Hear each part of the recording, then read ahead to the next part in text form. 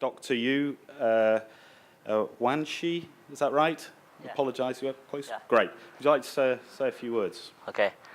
I'm so lucky to be listed as a last person for dialogue. So I hope to take this chance to thanks for Civil Exchange and Hong Kong to organize so meaningful and the events in the past 4 days, especially in the past 2 days on the C40 workshop. We have touched a lot of information and actions for the green buildings and the EV. I am working at the UNIDO Technology Promotion Center for Clean Energy at Shenzhen. So from a technical point of view, I here like to give 2 comments for this topic, because this afternoon the topic is right policy. So it's very important for us for climate issues, for us to keep the right direction. Today, the first comment is the EV. What many companies and the government has promoted for is very good things. But the EV is one of our action. It's important, but I think it's not so important. EV is someone has titled with the concept the new energy or the zero emission. What I think this is not true. The electric is a secondary energy. This invents hundreds of years. To use electricity to drive motors is a very common way. Also from the carbon footprint, the EV is not zero emission. They also has because they all use the electricity from the grid. The grid is also powered by many coal-fired or the fossil fuel power. They have from this chain they have also the carbon emission. So what I think when we're developing the EV, we should be careful. EV is one of the way we use the clean energy for the city transportation. Also, we should be in mind to control the EV, not so complex. Well, we also care about the battery, the lifetime and the waste battery, the pollution. All this should be in the consideration when we're developing EV in the city. Also for city, to solve the transportation, we also should be in mind to use more public transportation. Also, even the electricity bicycle, the government planning should have a special road for this kind of transportation tools to be used.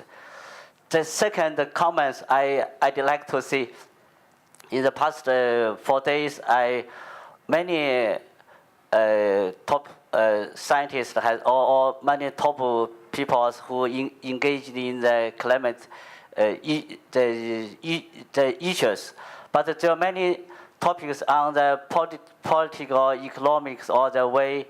But I think in the city, we also should be, for the government, also should be care not only the green building and the transportation. We should also care about the industry in the city, because the energy is a kind of the carbon, to use fossil fuel energy is a kind of carbon emission, but also the other 5 gas are listed by IPCC as a greenhouse gas. They are beside the carbon oxide. They have the methane, they are N2O, they are HFC, they are PFC, they are SF6.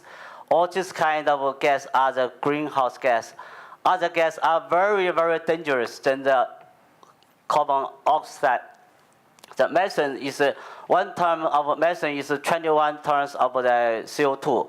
1 ton of the SF6, which used in the switchers for the transmission. the one term of SF6 is equal to 23,900 tons of CO2. So we have an estimation for the CDM project, which has registered at UNFCCC. By the time now, for the other four gas, like the NO2, HFC, they only take 1% of the project in the CDM, but the carbon reduction is equal to more than 35% of the total carbon emission. So even with one HFC project, we have the 5 million tons of CO2 per year.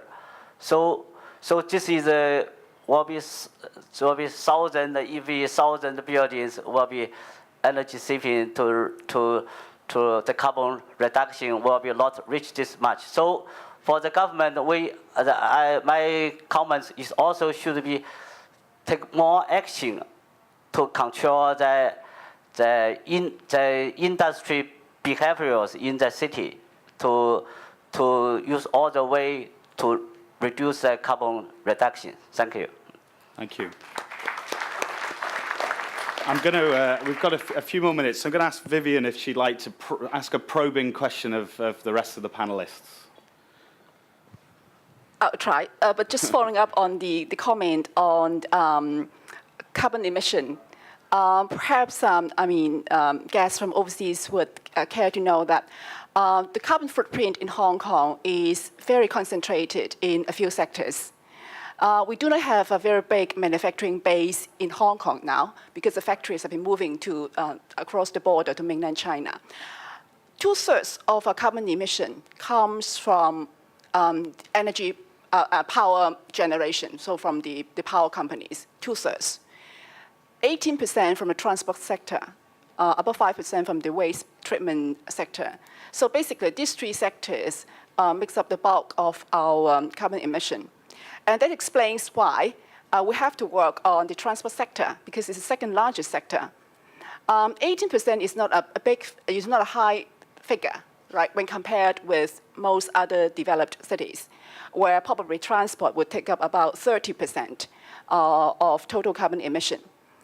Why is it the case in Hong Kong that we have a relatively lower share of carbon emission contributed by the transport sector? Is because we have a very good public transport system. Unlike many developed economies, you do not really need a car to survive in Hong Kong. You can go on the buses, the mass transit systems, whatsoever. But even so, of course, we encourage people, to walk. If they could not, then probably they should, take public transport. But if anybody is in need of a car, we really want them to take out an electric vehicle or a hybrid. Well, back on, what government has been doing to promote EV. One thing that we've been doing is, of course, to set up the infrastructure, the charging facilities. Here, I have a question for the car makers. It's about the cruising range. Yesterday, at this forum, there's a comment from the chairman of the Hong Kong's Energy Advisory Committee. Of course, he said that it is his personal comment, not representing the views of the committee. He said that he was a bit concerned about the cruising range for EVs, because that has to do with the local needs. So you try your cars in whatever testing ground under controlled environment. But somehow in Hong Kong, we have two big challenges. One is we are hot here and humid, and that's why air conditioning is almost a prerequisite. You need to turn on the air conditioners. The second thing is, well, like it or not, sometimes we are troubled by traffic congestion. So I'd like to pose this question to the car makers as to how they can come about with a solution to cruising range.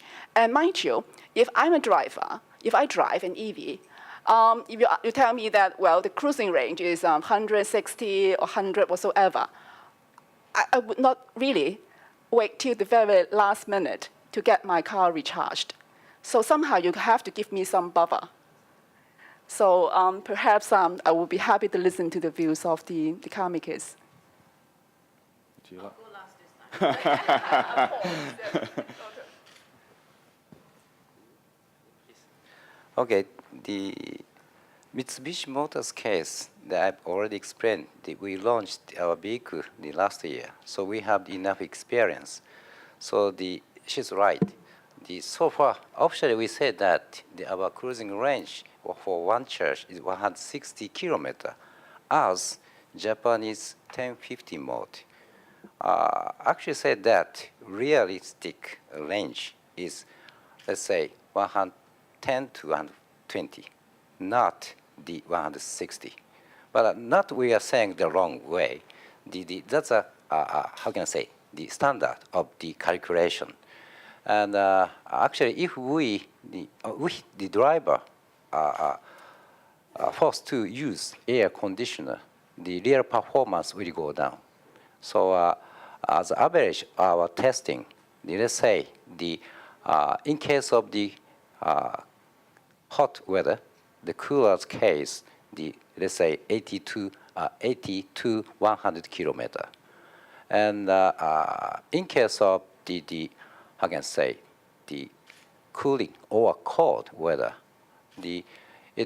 air conditioners, the electricity usage will more. But again, even counted the severe case, the hotter or colder or colder. So at least the IMEB case, it will kept at least more than the 70 or around 70 the kilometers distance is kept it. So of course some of the customers say that that's not enough. So the next question is how much we have to install the quick charger. So as I said that the charging system, according to the current one, for the 30 minutes, it will take a 80% charge, not full. But which doesn't mean all the time we are requesting to wait 30 minutes. By charging only 15 minutes, the 50% will be charged. Again, in a 50%.